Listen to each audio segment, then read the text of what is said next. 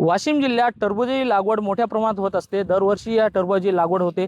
उन्हाळा लागला की या टरबूजाला मोठ्या प्रमाणात मागणी होत असते। मात्र सध्या जे युद्ध चालू आहे या युद्धाचा परिणाम या टरबूज उत्पादक शेतकऱ्यावर झाला आहे। आखाती देशामध्ये जे युद्ध चालू आहे याच्यामुळे जे निर्याती बंद झाली आहे त्यामुळे शेतकऱ्याचा फटका मोठ्या प्रमाणात बसत दिसत आहे।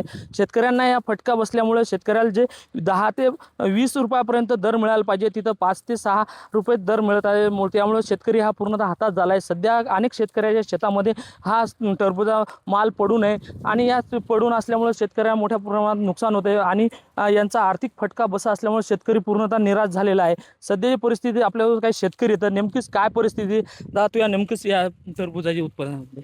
यावेळेस मी एकरभर क्षेत्रावर टरबूज लागवड केलेली आहे। या युद्धजन्य परिस्थितीमुळे माल एक्सपोर्ट झाला नाही। जे बाजारभाव म्हणजे 20 ते 25 रुपये बाजारभाव भेटायचे ते 5 ते 6 रुपयाने मला विकायचं काम पडत आहे।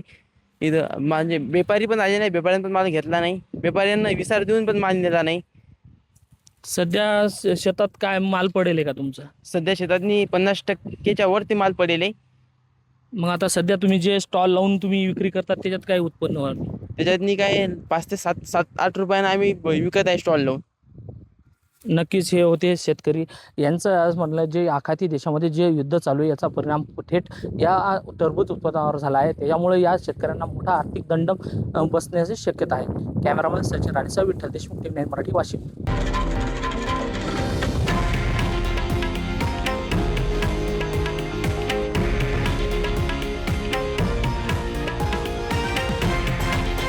हे आहे देशातील नंबर 1 न्यूज नेटवर्क आणि आपण पाहत आहात TV9 मराठी, एकमेव।